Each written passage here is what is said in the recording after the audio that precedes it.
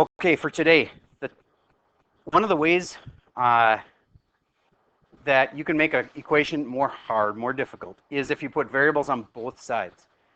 If you have a variable on both sides, you have to fix that first before you do anything else. That goes to the front of the line. Variables on both sides. So I have to get rid of either the 3m or the 2m. I want you to think for a second. If I were to subtract the 3m from both sides, do you get that I'd have a negative in the problem? Because of this. I'd have negative m. That makes it complicated. We don't want it to be more complicated than it has to be. So we're going to get rid of the 2m. Now, how do you know?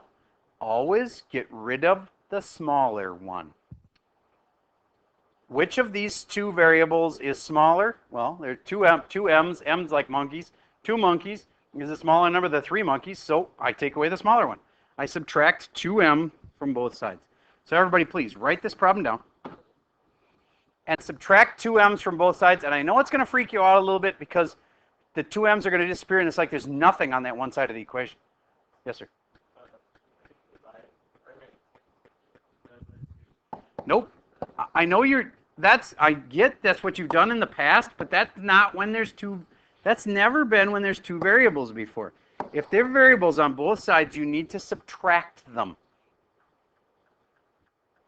I know that's going to bother you, as you're like, all the other ones we did, you divide by 2 right there. Yep, it's different. All right. Now, tell me this. What's 2m minus 2m? 0. Put your equal sign. What's 3m minus the 2m? What's 3m minus 2m? 1m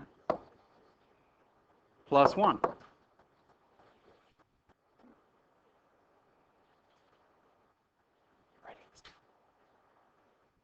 Yes. Cool. Minus 1, draw the line. M equals negative 1. That's what you should have had. So that was a tricky one because it had all kinds, nice job, all kinds of little tweaks in it that were complicated.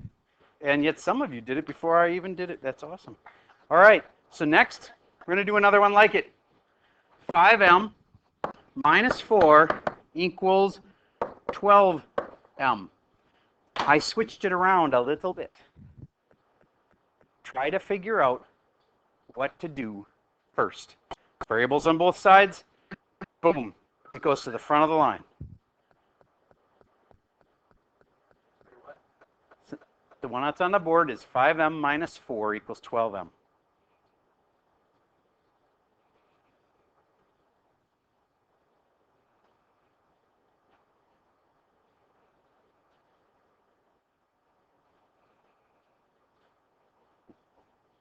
Okay, so if you're picking which one to get rid of, you go, yes? Yes, it's the 5 this time. Why? Because it's smaller. You get rid of the smaller one. Let's say that there were 2 giant boulders in your yard, but one of them, of the 2, was like really, really big. If I said to get rid of one of them, wouldn't you rather get rid of the smaller one? Leave the bigger one isn't like you can leave it there as a beautiful centerpiece of your yard. Well, maybe you want one rock in your yard, but just having 2 doesn't make it look as cool as having one big. Like, actually, have you seen boulders in people's yards before? I've seen that. They actually use those. My point is, get rid of the smaller one. If you have a choice, it's easier to lift the smaller one. And actually, in the math sense, it's easier to take care of a smaller number. It's easier to subtract 5 than it is to subtract 12. Just faster to do. All right, and the other thing is, it won't come out with a negative. If you always get rid of the smaller one, you won't have an extra negative in the problem. So these cancel. And this comes out positive. Just like I said, it won't be negative. It'll be positive 7m. But a lot of people drop that negative right there and they say it's 4. Do you see the negative I forgot? This one. It happens all the time. Try not to be that kid. That 4 is stuck, that negative is stuck to the 4. So one last step, what is it? Divide by 7. When there's only variables on one side, yeah, you divide by 7 in a case like this. If there had been variables on both sides, you would have got rid of the smaller one. All right, negative 4 sevenths. You're getting trickier looking answers, but how many of you actually had that? Raise your hand if you got that. All right, good. Yes, you may. Yes. Yep.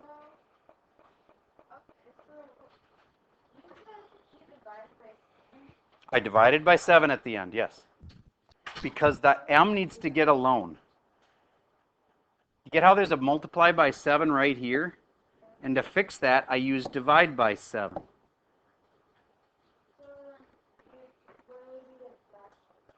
Because when I divided by 7 here, 4 divided by 7 doesn't come out nice, so I leave it as 4 sevenths. If this had been like a 14, I could have done 14 divided by 7 and got 2, but it's just a 4. All right, let's try one more like that, and then I'm going to feel like you've got it. So what if you have to put some things together first? M plus m plus m plus 4 is equal to, let me think, m minus 5. Woo! This is one of the hardest problems I have ever given you, but don't think you can't do it. You can. If you put together all the little things we've talked about, like adding things that are alike together, and then you'll have variables on both sides, and hopefully you get rid of the, which one?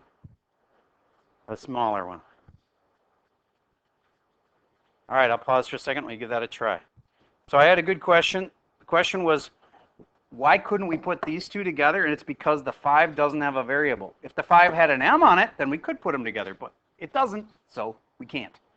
But these can go together. How many of you knew that that was going to be 3m? Awesome. 3m plus 4 equals m minus 5. And now, all of a sudden, we got variables on both sides. As soon as you realize that, that goes to the front of the line. Which one should I get rid of? Nope, not the 4. Variables on both sides. You can do it. Which one of these two should I get rid of? Nope. I only can pick from the 2 variables. The normal m. Why?